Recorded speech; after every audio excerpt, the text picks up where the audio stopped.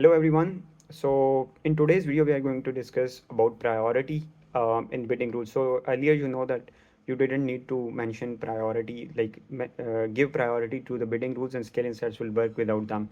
But right now, Scale Insights has made it mandatory to put priority inside each bidding rule. So how you should give it, what should be the rationale, and how what priority should you assign to each of the bidding rule. That this is very technical and you need to understand it before setting up your bidding rules. So let's go ahead and look at the rationale. And as you can see on my screen, this is the rule name, which have different type of rules. Then rule type, what type of rule is it? Performance growth, for example, here it says neutral, cost control, and waste control. These are different type of rules that we have created, and then each of these have a certain action, and then a cost condition that it has to meet spend related condition or order related condition or ACOS related condition, whatever we have finalized. And then we finally have this priorities. So first of all, we need to understand what priority is. According to Scale Insights that I have provided here, there's the screenshot. You can see that the rules that have highest priority will be executed first. What this means is that, let's say, if this rule, this condition meets a certain target, and then another condition, let's say this one also meets. So both of these conditions are currently meeting. Which of the criteria, which of the rule should be executed? So in this scenario, Scale Insights will make sure that the one with the highest priority, that is 900, will be executed first. And how you should give priority to each of these rules? You need to make sure that you have different type of rules. For that, you need to classify each of your rule into different type. For example, in here you can see the rules related to I have classified the rules into four different types. First are the performance growth rules, and this one is a neutral rule, but it is also related to performance. Like it will make sure that the performance goes on. The second one is the neutral. Third one is cost control, where we try to cut down on the CPCs. And fourth one is waste control, where, let's say, if there is only spending and there are no orders, in that case we will cut the waste control. In here you can see that the numbers are really low in terms of spending, because this is a very low CPC niche.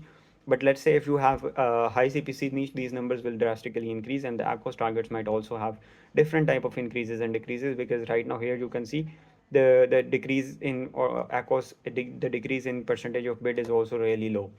So what you need to do is performance growth rules, that are the ones that are going to increase the bids when you have very good ACOS. Let's say 0 to 10, 10 to 11 to 15, 15 to 60, 16 to 20, or let's say even if I will say that go till 30th if you have good margins, because this product has very little margin. So that is why going above 21% does not become like profitable for it. That is why it starts decreasing the bid. But if you have let's say higher margins, and you can go till 30 to 35% ACOS, till then make sure that you have performance growth rules, and they are trying to increase the bids so that you can get more organic ranking juice or more keyword organic ranks from those targets, and give them the highest priority. For example, if you can see here, these are the ones that have the highest priority: 900, 850, and similarly others.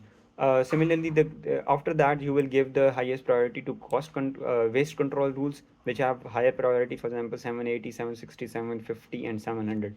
These are the ones that are going to make sure that the bleeders don't end up spending. And after that, you will give priority to the neutral ones and the cost control, which will make sure that they slightly decrease the bids and do not end up like massively decreasing the bids in the waste control.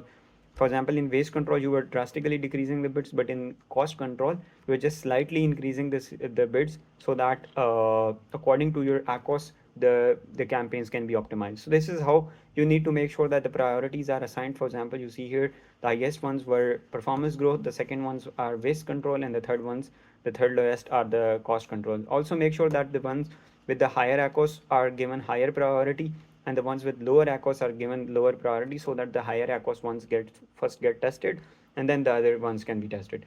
Secondly, one more thing that you need to keep in mind is the number of period, the period that you are applying the bidding rule. Let's say if you have two bidding rules, one for 60 days and second for 30 days. So you need to make sure that the one for 60 days, you are giving it a higher priority, because it is looking at the longer period of time. So you need to make sure that you are giving higher priority to the longer duration one, and you give lower priority to, let's say, 30-day one or 7-day one.